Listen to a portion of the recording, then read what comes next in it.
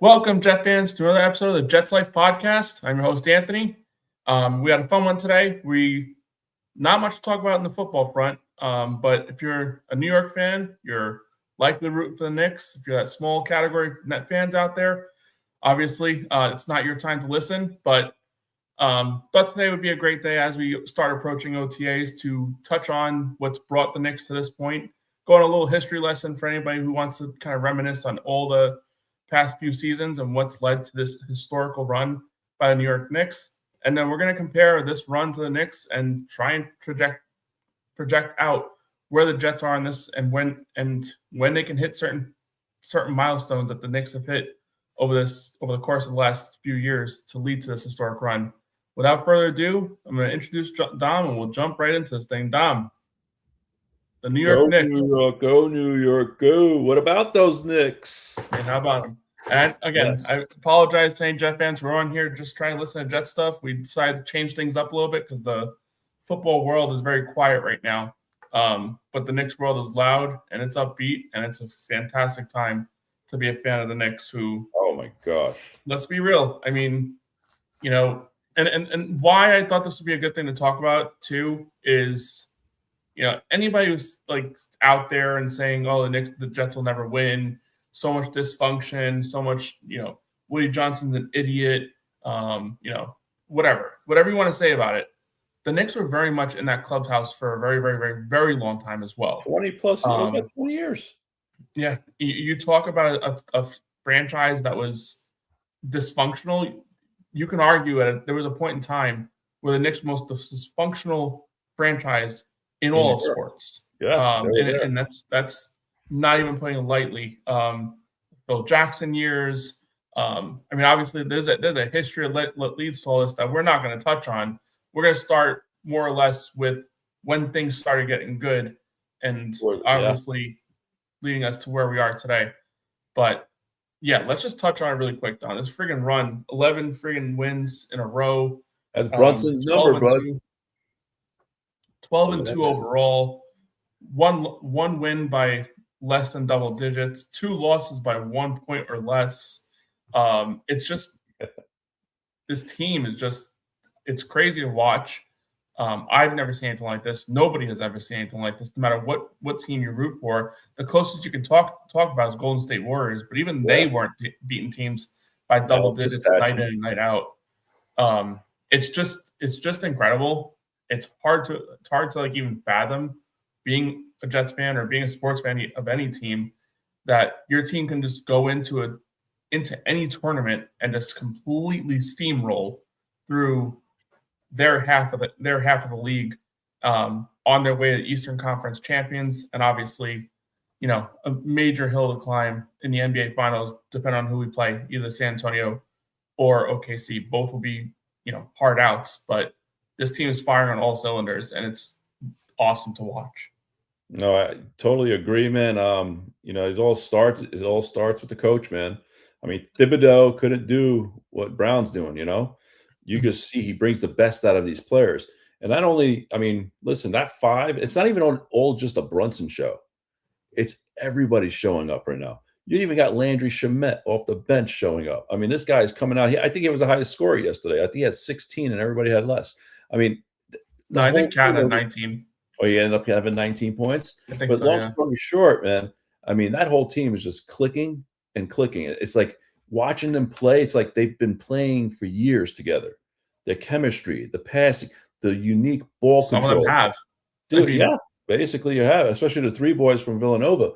But I'll tell you, you're right. We're seeing historic run. But you know what? Let's get 4 more and then really talk about this. You know what I'm saying? That's the thing. I've never seen a championship. I know you haven't. So we're due, man. And hopefully our Jets are due soon. Mm-hmm. And again, I just want to take this episode as like giving us like a little opportunity to kind of just like, reminisce on what's been, 7 years, obviously many years before that, but 7 years of just a positive trajectory, consistently moving in the right direction. There was a bump in the road in the middle where they missed the playoffs, but that was probably, something that was needed for this franchise because it identified the need for a legitimate point guard, and it eventually led to the signing of the savior of the franchise. But let's rewind the clock, and I have a little timeline here. I'll pop it up and down every so often as we kind of work our way through this. But obviously, I'm going to start in 2019 with the signing of Julius Randle, and then work our way up. And let's start exactly there. In 2019 through 2021, this period of time, I think, kind of identified and signified the shift of culture. 2019, they signed Julius Randle, and he brings a stability to the team. I think something that we kept saying around the time when Julius Randle eventually got onto his stride and hit his stride is he raised the floor of the Knicks. Very common denominator we talk about right now when you're talking about the signings that the Jets have made. Raised the floor of the Knicks. Had a very, very strong second season with the team. Led them to the playoffs. First round exit. They lose in 5 games, I believe, to the Atlanta Hawks and Trae Young. And Trae Young became the first of many over the course of these last few years villains of the Knicks. But I think that was a very important period of time because it brought back that energy, and not that the energy ever left, but it was there. But it was missing a long time. I recall like their first playoff game in that stint. Their first home playoff game, that stadium, that arena was just loud to the point where you had like just players all over the league. Like, damn, that stadium gets loud, huh? Like even LeBron, like he's been in the league for how long? And he's like, I don't know if I've ever heard MSG this loud before. Like these are like the kind of comments that were coming out there in their very first playoff series, and it was a blowout. You would have thought, we won the series, but we lost 4-1. Trae Young, obviously, again, became the villain of New York for a little bit of time. And obviously, we've seen other players do it too, and we'll get into those as well. But first stint here, make the playoffs, hired Tom Thibodeau. He wins Coach of the Year. Again, the floor got raised, and that is something the Jets desperately need. That's what we believe this season can be for them. Is Geno Smith our Julius Randle in this instance? That would be kind of ideal. Obviously, Randle signed for a 3-year contract. Geno's on here for 1 year, so we'll see how things kind of work out that way. But that's kind of where I think some of the parallels start with this timeline. Obviously, there's a lot more that needs to get into it, but a first season, a glimmer of hope, and then the 2022 season rolls around. As I mentioned earlier, 2022, Julius Randle has a major regression offensively. I don't know if you remember this. I kind of forgot. I mean, obviously, I thought he got injured, but he didn't play as many games. His problem was, not that 21-22 season, but every time we hit the playoffs, because we were making the playoffs. I think we made it twice in a row before this year. We missed it. So that was the first year with Randle. We missed it. Made it once, missed it, and then made it again. But the problem with Randle was he didn't show up in the playoffs. Remember that? Yeah. Well, dude, you couldn't even see this guy. He wasn't even on the floor. But you're right. Then the 21-22 season comes. We need a point guard, and this is where everything changes. And we got our point guard, bro. Yep. So 21-22 season, Randle regresses. The Knicks just. You want to talk about drawing a parallel? What the Knicks said? We need a point guard. The point guard, the quarterback of an NBA team. Jets, we need a quarterback. It's been tale as old as time that the Jets need a quarterback. Same with the Knicks. How many years before this were we begging for the Knicks to get a quarterback?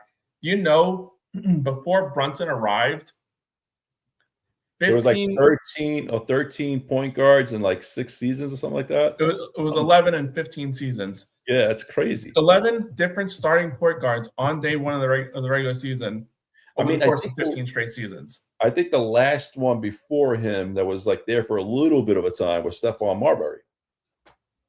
Marbury was early 2000s. It would have been yeah. Which, if you want to call Marbury a good point guard, you can. For what we had, you know what I'm saying. Then you have, but you have what's his name? He was Who was it? Jeremy Lin. He Jeremy was there Lin, for 2 Linsanity. years. Remember the Not even a few years. Linsanity years? We had him for the one season. That was it. We Yeah, had him for Linsanity, and Linsanity. then he was a free agent that off season. And they said bye-bye. They went to the Rockets. Yeah. But yeah, the need for a point guard, the Jets' need for a quarterback. How We much might have more one, parallel bro. can you really identify? And then We we might get have to one, bro. July.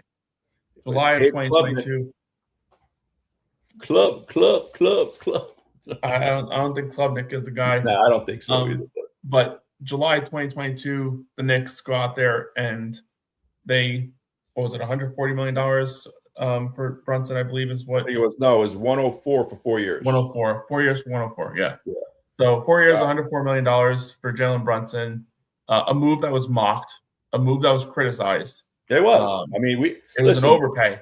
It was an overpay in many people's eyes. We just got some point guard. That's all it was. I mean, listen, when he was on Dallas, and what's his name? I'll tell you what made him that contract too was when what's his name got hurt. Was it? And he Joe? made that run. They went to the conference finals. It was him that made the run. And how the hell does Dallas get rid of him? Like they didn't get rid of him. Knicks tampered. Oh, they tampered. You don't remember that? I remember a little because of the father. They lost a draft pick for it. Oh crap! I didn't know that. I don't remember 100%, but I remember looking back at the comments because I actually had something pop up the other day. Someone like, it was like something like, Knicks signed this bum from Dallas. I'm done being a Knicks fan or some shit. Bro, even Stephen A. Smith wasn't a big. I mean, he liked them, but he wasn't. They were all over the place. Yeah, they were like, who is Brunson? Like, why do we get Brunson? The Knicks were absolutely mocked for this. It was. They were going after. Everybody wanted them to get what's his name, Durant. Everything was all about Durant that year. So Durant was actually in 2019, 2020, I believe. Oh, okay. So it was a year. Okay. So that was the year they got Randall. Randall was the pivot. After they couldn't get him. I mean, not that it's like an equivalent pivot. Obviously, Durant and Kyrie were the gems of that offseason. But he was the pivot. In 2022, it was Brunson or Donovan Mitchell until the Knicks got Brunson, and they continued to almost get Mitchell too. They continued to pursue Donovan Mitchell because they really thought that. But Ainge was with Utah at the time. He's Boston ties. Boston hates New York. It was that whole thing. That was the whole media around it, was that Ainge just isn't going to want to trade Donovan Mitchell to the Knicks. It's just what it's going to come down to. And whatever. I mean, I think that would have limited what the Knicks would have been able to do as far as like continuing to move the roster in the right direction. But there's no – I don't think you can draw many parallels to what a franchise-altering moment than when the Knicks signed Jalen Brunson. It's led us to this state of euphoria that the Knicks are in right now. That I don't know that many other players could have taken. How many times did the Knicks go into an offseason in the past where it's like, oh, LeBron's a free agent. Is he going to come here? This guy's a free agent. Is he going to come here? And never happened. Say what you want. I'm not saying that LeBron was terrified of the pressure or anything like that, but there's a reason why Elias players, they don't want to come to New York. I don't know that any player out there could have done what it takes to be successful in New York. Brunson's come here and he's passed the test with flying colors. But continue. They bring in Brunson, and then fortify the roster. This was the big part. This is like, this could be our 2026 for New York Jets. By the way, this could be 2026 for New York Jets because 3 first-round picks. And we'll go through the whole timeline too. Yeah, with $150 million. 2026 could. So that's where his timeline kind of falls a little bit out of whack too. I was actually going to say that too. It's so quick. Fortifying the roster seems to have occurred if the Jets nail the draft in 2027 with drafting the future king of New York. If they nail that, the Jets have already started the process of fortifying the roster with the 2026 draft class, but they'll be able to continue fortifying the roster with the 2027 draft class and with 2027 free agency. So I think it's a little bit of a different curve there. The only difference would be would be this: the Knicks are actually drafting. Well, the Jets. Well, not talking Knicks. The Jets have so many draft picks and such like in high volume. Like these are starters that are come in and play impactful players right away if they nail them, of course. Where the Knicks really didn't through it through the draft. I mean, on that team, who came through? Mitchell Robinson, Rick Bride. and Rick Bride. That's it. Everything was via trade or free agency. So we just Mostly trades. Yeah, mostly trades. Yeah, Brunson was a free agent. Brunson was a free agent, and then you have Mitchell and traded. Hart was a trade. OG was a trade. Mikal Bridges trade. Mikal Bridges was a trade. Karl Anthony Towns was a trade. Everything was traded. This whole team was Even not. Alvarado was a trade. Yeah, everybody. Listen. So you know what you could say, right? That's Howie Rose. Is it Howie Rose or Leon Rose? What's his name over there? Well, we have Leon Rose. Leon Rose. That's what I meant. Leon Rose, right? Great president of the Knicks. He's smart. He put this whole thing together. You know what I'm saying? Then when they decided to let go of Thibodeau, everybody got kind of a little upset about it. And then they bring in Mike Brown. Mike Brown is a winner.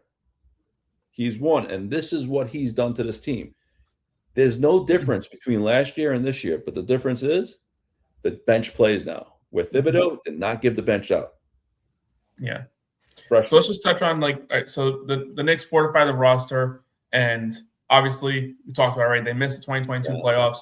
2023 make the playoffs, second time in 3 years, and in this one they are able to take care of the Cavs in 5 games. They reach the second round and lose to another future villain, the Indiana Pacers. Oh no, that year was Miami. Second year was Miami. We lose them in 6 games. No villain really in that series. No. But the villain came the following year. 2024, make the playoffs again, third time in 4 years, and win the first round. First round, got through the 76ers. Second round, go up against the Pacers, losing 7 games. And this is kind of I think this had something to do with first head-to-head coaching opportunity against another really, really good head coach in Rick Carlisle, and we lose. I think this kind of starts the trend of the Knicks probably feeling like they need to move in a different direction of head coach. Following season, again, that's when they made the trade for Cat and made the trade for Bridges in the same offseason. In this one, they steamroll through first round the Pistons in 6 games, get through the Celtics in 6 games. Awesome series, 2 20-point leads, 2 20-point comebacks, in that series, which obviously is a story to tell for what happened this season as well. Exactly. Make it to the conference finals and actually have another 20-point comeback, which I didn't even remember until obviously the 22-point comeback this one. But that was also game 1 when we were up by 20 points against the Pacers. We were up by 16. Oh, 16, and they ended up losing. And that was 5 minutes left in the fourth quarter or something crazy like that. I think game 3, the first game in Indiana, was the one we came back from 20. Again, that series felt so over because of what happened in game 1. Yeah. And I didn't even freaking remember that we had a 20-point comeback in that one too until I was hearing 4 20-point comebacks in the last 2 years. I was like, what was the 4th one? Yeah, true. Anywho. But yeah, again, another series lost to Rick Carlisle, this time in 6 games. I think it led a lot of people with the taste in the mouth that maybe Tom Thibodeau's message either got stale or his ceiling has been reached, and for this team to make it to the next level, a move has to be made. It was noise that was going on even during the regular season. There was conversations about if he doesn't get through Detroit, he could be fired. Yeah, and then once he got through Detroit, there was okay, maybe his job is safe. Got to the next round, got to the conference finals. And as a Knicks fan personally, and after going through the shit that we went through for 15 years before that, or however I was happy. It was I don't really think it makes sense to fire a guy who's brought this team to the next level, who had coach of the year in 2021, I think it was, the year they made the playoffs. So it was just a move that just shocked the world type of situation. Yeah, it did. That shocked me. It takes some major friggin' balls. No, it does. Off like that. to fire him, and without really a plan as to who we're going to replace him with. Like Mike Brown was not their first option. I don't know who was out there, but there's been reports that he was really like their fifth or sixth option. I don't know who the top five were. I could probably look it up and find things out. But to go into that guy out of Cleveland, what's his name? Atkins? Kenny Atkinson? Yeah. Well, I hope it wasn't him. Guys, well, analytically, I think analytically, I don't know what they're tied at 2. Don't know. Analytically, they're tied 2-2 now. He said. Well, analytically, he's still going home, or he's staying home. He didn't have to leave. Done. That was just crazy. I just don't understand the concept of like where the heck someone could even like is this guy like on something, man? Like I think he is. He was definitely on something. It was just too much. It's just funny, like the day before, like Josh Hart making that like that quote about analytics, and then the next day, this guy's like, "Did you hear Josh Hart's quote?" Oh no, I didn't hear his. What did he say? I forget verbatim, but it was something like, they asked him about analytics, and he was like, "Analytics are like, oh yeah," he goes, "Analytics are like lampposts to a drunk person. You can lean on them, but they're not going to take you home." So he says that, and then the next day, Kenny Atkinson is out there like, "Oh, well, analytically, we won 2 out of the first 3." And he even started that by saying like maybe 3 out of the first 3, but yeah, definitely 2 out of the first. Like, what does that even mean? His mind, dude. It doesn't even mean nothing. What does that even mean? Like, I just don't get it. I understand what he was trying to say. He's not trying to say nothing, bro. I understand. He's just looking at listen, it just didn't make no sense. I get what listen. It didn't work. He got the loss, and he's home right now. It doesn't matter analytically if he won. I get it, but you know what he's trying to get at is like you're like even NHL does this every once in a while too. It's like analytics, goals over expected, whatever type of things, or goals under expected. So it's basically like based on like your shot selection, like yeah, you were supposed to make this many shots, and let's say you're supposed to make 15 shots. All right, if you make 20, then analytics like consider those 5 shots outliers, like the fact that you made those 5 extra shots that you weren't supposed to make. So that's what he's trying to say is like analytically, like they weren't supposed to hit that many shots, and we were supposed to hit more or whatever have you. It's like, but you're not making your shots, and you're not defending their shots enough. It's such a stupid like thing, but like he should have just kept his mouth shut. To be honest with you, you know there was breaking news today, by the way. About what? Did he get fired? No. Oh, what? That he's staying. That's breaking news. He talked himself into such a hole that dude, he could have got fired for that crap, dude. That Shams actually had to come. I think it was Shams. He actually had to come out and give breaking news that this guy isn't fired. Wow. Yeah, it's wild. I don't even know. But again, still talking about the Knicks for a second here, but like, people want to say, "Oh, the Knicks steamrolled through this," and like, "Oh, they went through garbage, whatever." Atlanta, I told you from day one I wanted them to sweep Atlanta because I thought the Knicks were superior to them, right. And I was actually pissed that it took them six games to get through them. Because my biggest thing is that in order for the Knicks to make a long run, I always believe that they had to go through this in as few games as possible. Stay fresh. Little did I know, the first round against an inferior opponent in Atlanta was going to be our longest series by far. Like 6 games. Dude, but I'll tell you right now, when we're down 2-1, we're saying to ourselves, "There's no fucking way this is going to happen." I was like, "Geez, there's no way." And which we didn't even see game 3. We were at a bar that didn't show the didn't show the NBA playoffs. Yeah, that stunk. Yeah, we gotta make sure for next year that we we gotta do that. Because how you not have Prime Video if you're a bar knowing that friggin' I understand. And that's part of the issue too, is like that the NBA has all these games in different platforms and shit like that. I understand they're trying to make more money, but in the same sense, like no one's buying all these apps. You know what I mean? Exactly.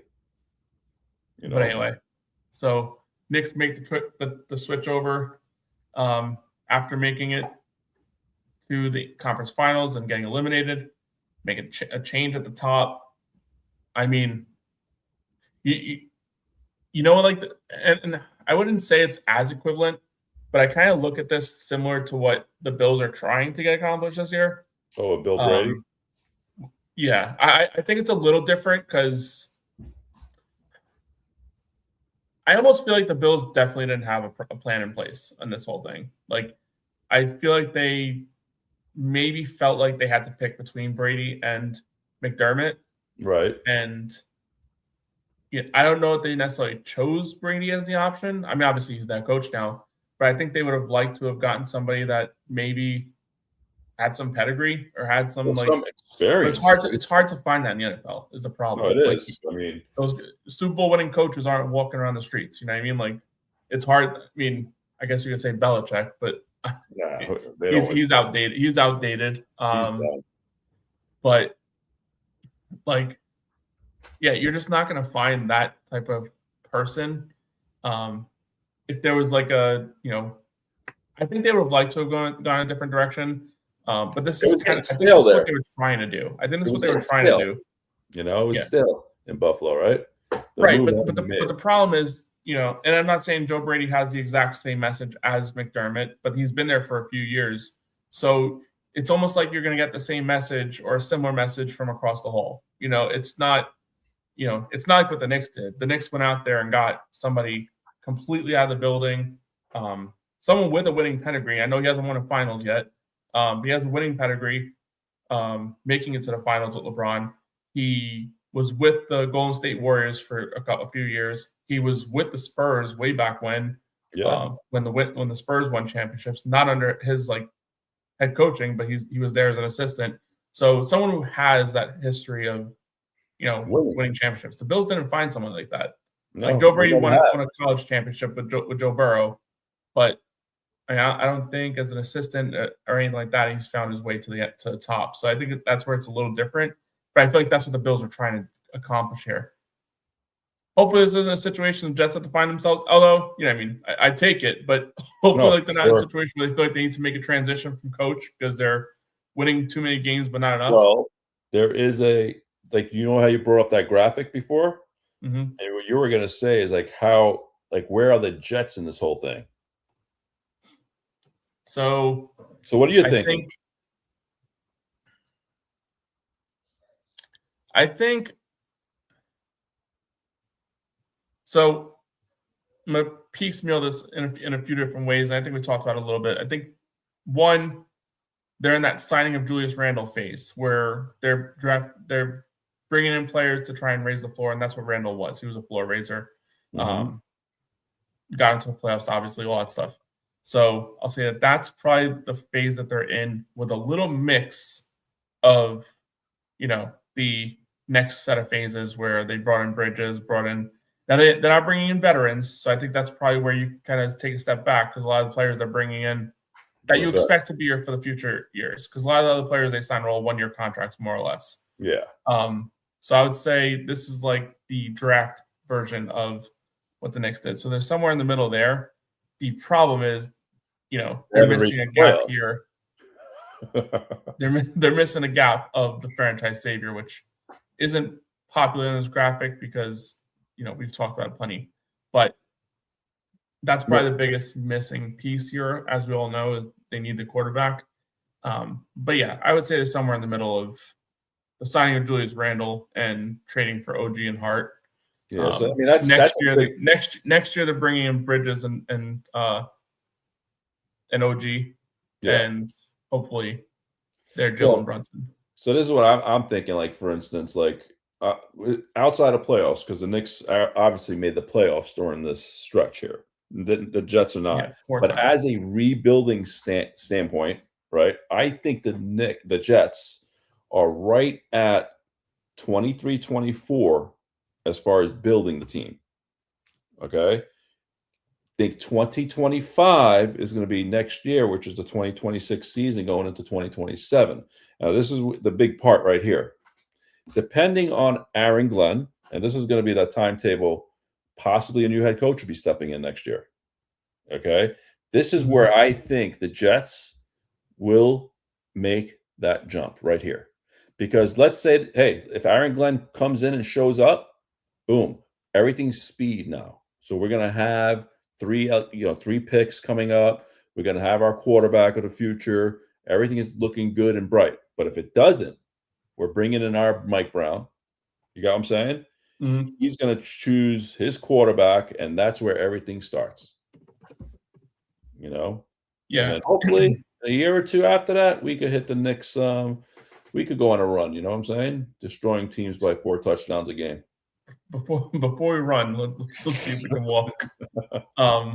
But yeah, I mean, obviously, like, yeah, I think it's fair. I mean, especially like, you brought up the fire Tibbs, hire Mike Brown. Like, that's definitely like a topic I mean, for if you look at conversation this, at the end like, of this 'cause year. that's what it's going to be. We're going to be Mhm. at that point where we might be bringing in a new head coach next year. Because Yeah, I'll be honest with you, if he wins 4 or 5 games this year, he's gone, and that's it. I don't care how they lost or how they lost those other games. I don't want to hear it. I say playoff or bust. That's what's his name needs to tell him. Johnson needs to and tell him you're saying in 2027 if he's there, or what is your 2026 playoff or bust for the Jets. for the new coach instead No, of no, no, no, championship? no. No, for Aaron Glenn, He's not making in 2026 playoff or bust. he should be. I mandate that boy. I don't know if it's playoff or bust. Nah, We were it's just not. talking about 7 and 10. You were thinking he might still be here. I don't know. He will be here at 7 He and wins 10. nine. He wins 9 games, then you're starting to get a little Harry Carey on. If you're hoping that there's a different coach there.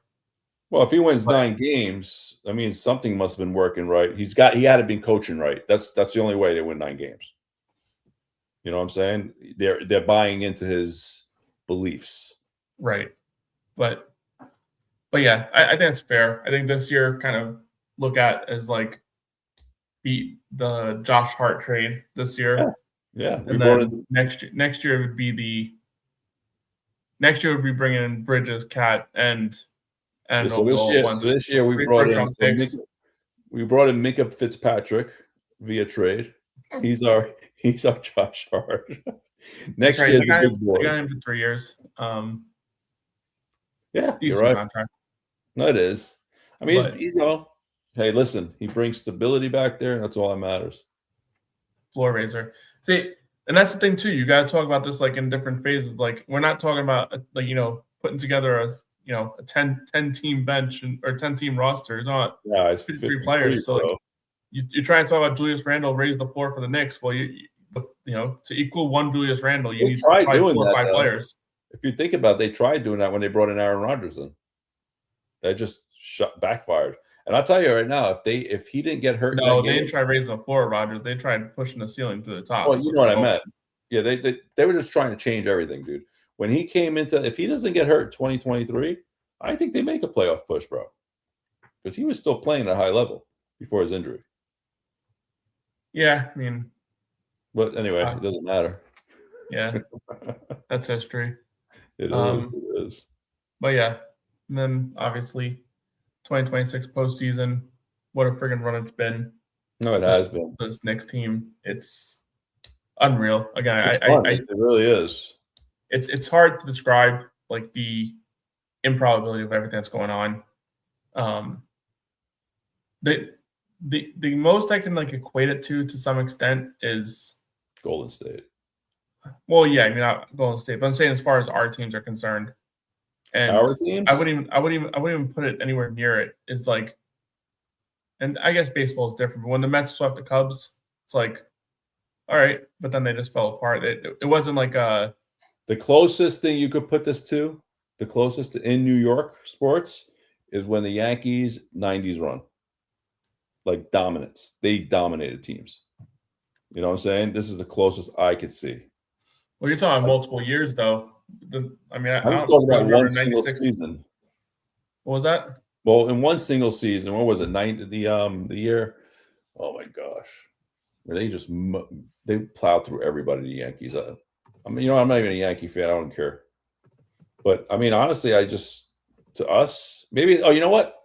If you watch soccer, it was like when Spalletti won 3 years ago with Naples. They just dominated everybody. Anybody they played, they destroyed. And that's what's going on right now. So in 2003, wait, what the heck? This doesn't make sense.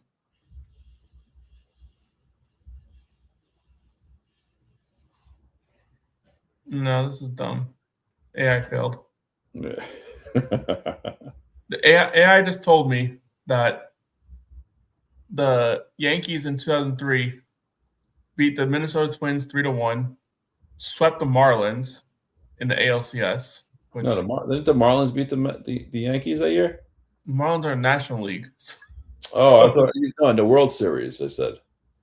No, this is saying ALCS Marlins 4-0, which Oh no, obviously that was the World Series. And then it's saying swept the Phillies 4-2, which I know that there was. I thought that was like 2010 though. This thing is all out of whack. Yeah, But whatever.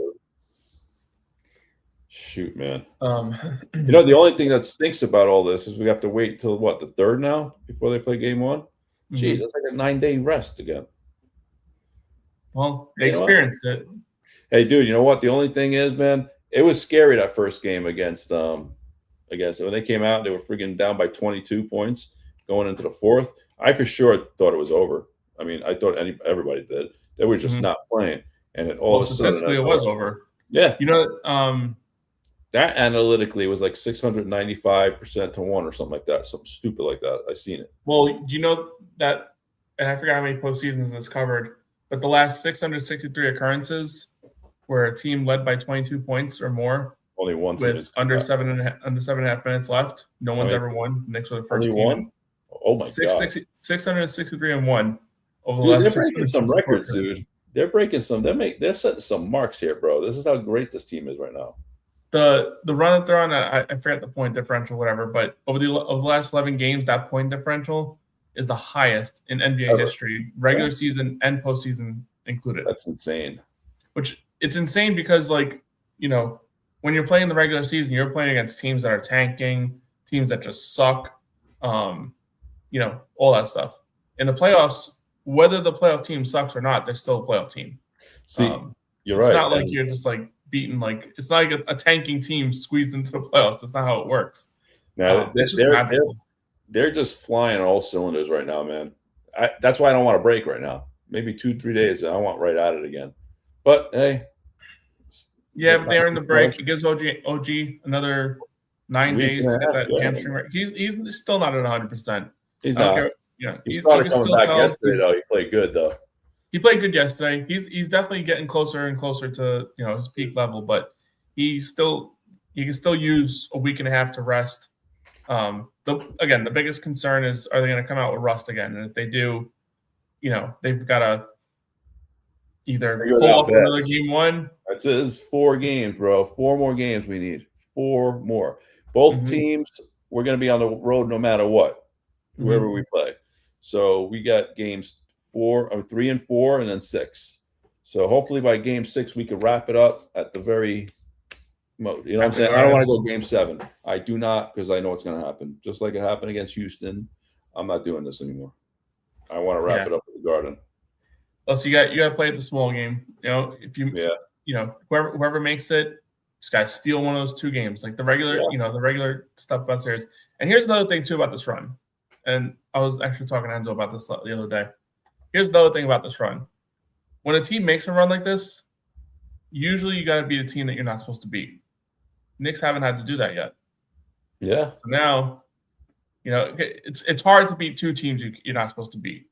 Like we did that last year with Boston, and it's almost like we beat them, and then we kind of like were on this high and then brought it down to a low, which happens a lot, almost like a trap game, but a trap series in that instance.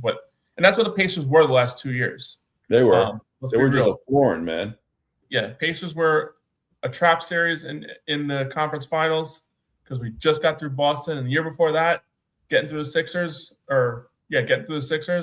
That was a brutal series. And Embiid was still pretty solid. Guys, dude. Maxey was an animal. Getting through that series in 6 games, it took a lot out of them. The team wasn't 100%. Mitchell Robinson got injured because the Embiid pulled his leg down type of shit. Remember that, yeah. I remember Brunson coming out in that game, like he was hurt in game 7, and that was the end of it. Yeah, he was hurt too. His hand. Remember, he broke his hand or something like that. Mm-hmm. I remember that. And, Yeah. and that happened early in the series too. Like I don't know if you remember. Like there was a point in time like where he got taken out for a little bit. He was like grabbing on his wrist, whatever, and that they eventually came back and won the game. But he was grabbing on his wrist and shit like that. But then they said it was his left leg. It's like that doesn't mean why. That was the whole that was the whole like diagnostics like Jeez. of like what's wrong with him. He injured his leg, and it's like, then why the hell was he holding his wrist? Yeah, But yeah, the whole team fell apart. Even Hart got injured. DiVincenzo. I think no, DiVincenzo was he was the only one that was out there all day. He Yeah. was the only one that finished the game. But now you got this whole team nice and fresh. Knock on wood, no injuries. All healthy. 8 to 9 days of rest. Just concentrate. And dude, let me tell you right now, that game 1, oh, how nice would it be if we could get that first win? You know what though? Like, is another like thing to look at with this team though too is like they've already went through the like being rusty situation. Like they know they can't do that again, especially this time around. So again, and they all say it. It's very hard in practice to simulate a game, let alone a road game, because they're going to be on the road the first game of the series. And chances are Knicks fans aren't going to sell out game 1 like they've been doing, especially against those days are done now. Yeah, now they're done now, which I thought they were done in Cleveland too, before Cleveland too, but. They showed up there. It's different when like you go into a a road crowd up 2-0, especially the way that the Knicks won those first 2 games. Oh yeah, that fan base was already like kind of like falling apart to it. But to go into game 1 of a series on the road, little bit of a different story. No, it is, and they'll be up for. Well, they have no choice to be up to it, right? Maybe game 5 is a Knick takeover if they're up like 3-1 or some shit like that. Oh my gosh, dude, that'd be insane. That would be insane. Man. But whatever. It's been a friggin' awesome ride. We'll see where it leads us. Well, we'll be in Treasure Island and watch them win, bro. That'd be nice. June 3rd is game 1. Well, you'll be there 10th, you said, right? Yeah, that's what I'm trying. I'm still trying to work that out with work. Trying to figure that stuff out. Gotcha. But I think it'd be fine. I think I can figure that stuff out. Because they played a 10th too. So that's going to be a third. That's going to be a Wednesday, right? Yeah. Crystal already found a bar nearby. It's called like Timeout or something like that. Yeah, we'll head up that place. It's the only sports bar that's open late in that area. So I think it's like a good like 15 minutes away or something like that. So what you call is open too. Who? That brewery. They had sports there. Crystal looked out. They close like 10. Oh yeah, it's the weekday, right? Oh yeah, you're right. Well, I think even on weekends, she looked at like they're 12 always on the weekends. When we were there, they opened to 12. Oh, yeah. Maybe she only looked on the weekend or on the Wednesday. Yeah, true. Because she's actually fucking. She's pumped.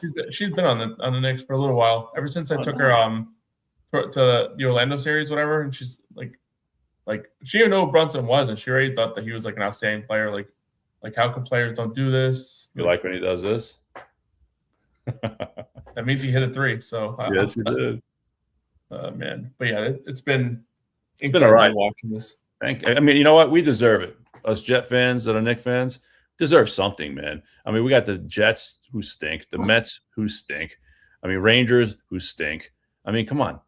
I know. Some have Islander fans, but they had a good, successful season. But well, we deserve a break. We just deserve a championship, dude. Forget about that. Did the Islanders make the playoffs? I don't think so. I thought they were 8 seed. No? I don't think they made it. I think well, then the Islanders stink too. I know that they were in like the playoff seeding, but I think they lost that game to get in? Yeah, I think so.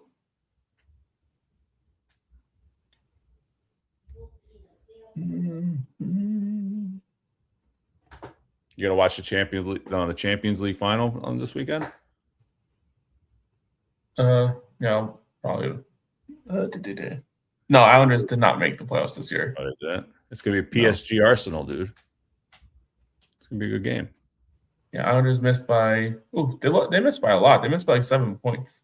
Oh wow, I didn't realize that. I know they were on a run in a little bit, but just whatever. They were, but they're still relatively young team. They got that new kid Schaefer, whatever his name is, the Yeah, we just rookie. traded. Are we trading Lafreniere? I don't know. I feel like they need to trade someone.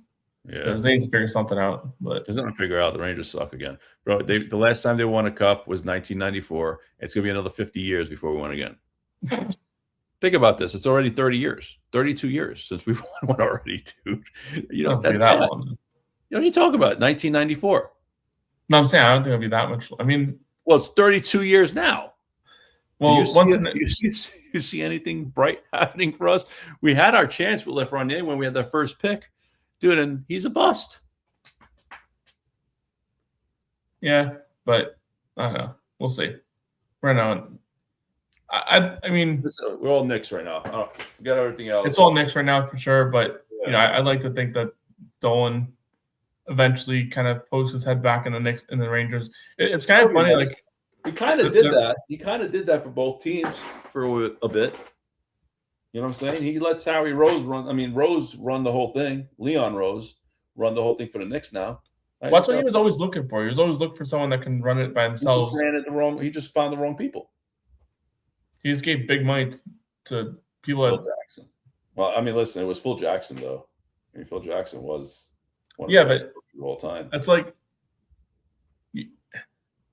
You don't pay someone, a king's ransom to do something that they've never done before. You know what I mean? Like, that's the thing. He was never president of basketball operations. He was always a head coach, and and that's it. That way. Well, yeah, you kind of like to put it right there. Then they tried doing it with Isaiah Thomas. Oh man, that list, dude, it was horrible. But you know what? David Fizdale. Jesus. But finally, here we are. 27 years later, back in the finals. 1999. Game 1 on June 3rd, and we'll see. Hopefully, we can pull this thing off. Got the San Antonio, Oklahoma game starting in 19 minutes. Watch that. I'm going to watch that game. It's, you know what? I feel like I need to watch some good basketball. You got what I'm saying? I'm watching great basketball because I'm a Knicks fan. But I like to see like close games. I know. I don't even know what that feels like anymore. We saw game 1. Yeah, we did. It was a nail biter until right.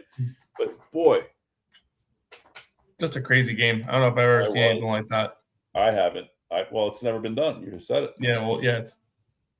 That is just insane. Anywho, all right, bro. So, on the other note, this week OTA start. So that's right. A lot to think about with these Jets. I'm pretty sure we'll hear some crap out there. We're going to hear a lot about Cade Klubnik, our future star. We'll see what happens and go from there. Yeah, we'll see. Everybody hit those like buttons. Hit the like, subscribe, do all that shit. And go Knicks. Let's go Knicks.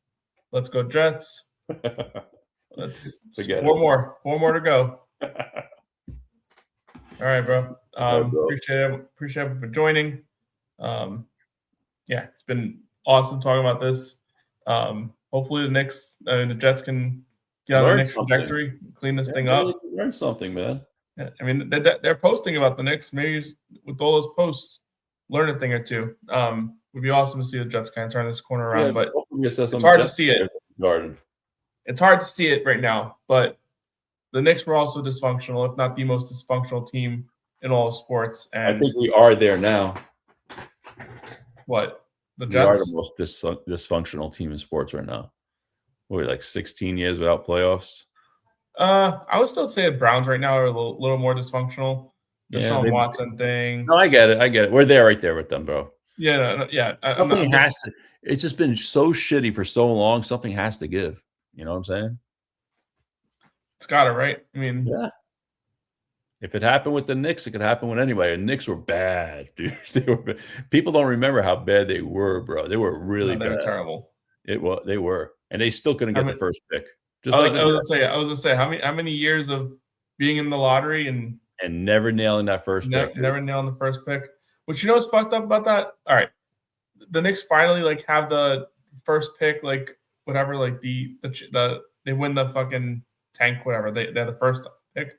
That was the year they changed the friggin' rules for the lottery, where all 4 teams get the same opportunity, like same percentage, and we get Who was that year for? Zion, which I mean didn't really matter because he ended up We being a got bum. Barrett. Well, I was trying to get to is like the Spurs, who dominant for all these years, blah blah blah.